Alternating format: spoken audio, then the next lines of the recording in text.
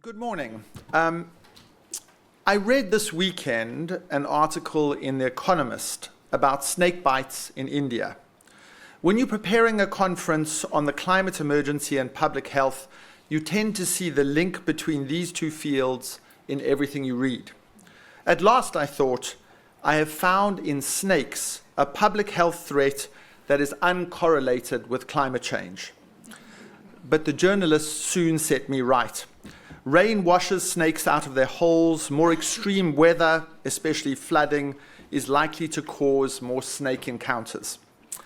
It's forehead-slappingly obvious that the climate emergency is profoundly impacting public health. From air and water quality to floods and droughts, from infectious vector-borne and zoonotic disease to antimicrobial resistance, from the impact of extreme heat on infant and elderly mortality and crime and mental health to the production of food. We know that those working on improving public health and those transitioning to a more sustainable planet will need to collaborate closely if we are to build more durable solutions.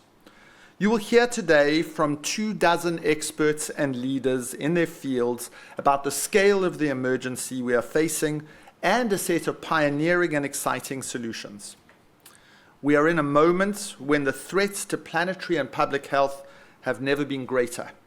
But counterintuitively, we're experiencing a backlash against the policies and solutions required to address them.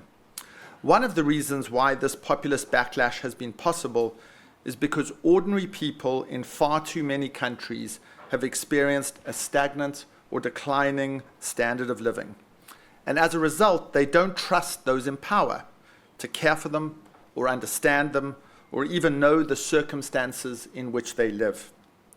Against this backdrop, we in the climate movement have at times framed our goals in terms that are too distant, too abstract, and too technical. The goal of net zero by 2050 is both anchored in science and is existentially necessary.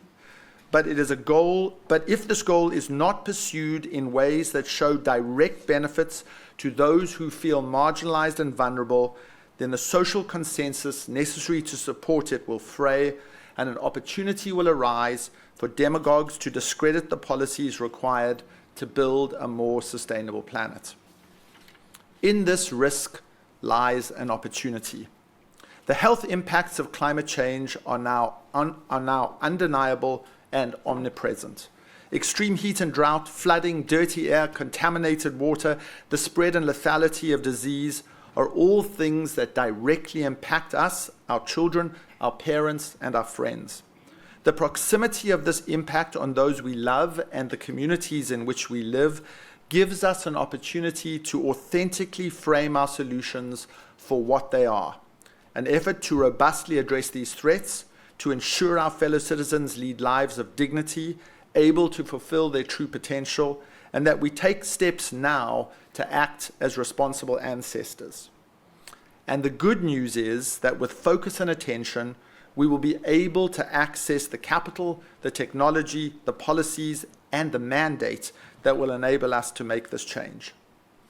The Conduit is a community of people passionate about positive social change. Last year, 150,000 people walked through the door looking for and working on solutions. This conference is not a once-off talk shop. 6 months ago, we held a conference examining the impact that climate change is having on the insurance industry. Today, a coalition of close to 50 organizations convened by the Conduit is working to raise a £1 billion flood bond to finance wetlands and other forms of natural flood management to both reduce the catastrophic impact of flooding as well as harness the remarkable climate co-benefits that wetlands generate. In December, we will bring together 50 chief resilience officers from 50 cities across the globe to explore how to build cities better equipped to deal with the impact of climate change. We will be looking for solutions from today to showcase then, in order to accelerate and scale real-world solutions. One of the Conduit's KPIs is to help changemakers make meaningful connections. Please use every opportunity today to meet someone new. Tell them what you do and are doing. Past evidence indicates that remarkable relationships and results will arise. And now some thank yous before we kick off. A huge thank you to Welcome, our founding partner. Welcome has thrown its prestige and brain power behind this topic in ways that will have enduring consequences for decades to come. Thank you also to our supporting partners, to Reckitt and Bupa on behalf of the Sustainable Markets Initiative and the Resilient Cities Network, to Global Witness, and to Julius Baer. Thank you to our scientific partner, the Institut Pasteur, and to our strategic partners, Ashoka, C40 Cities, the Clean Air Fund, Green Alliance, and Forster Communications. And thank you to our media partner, Illuminum. A huge thank you to all of you who've attended and to our speakers and contributors.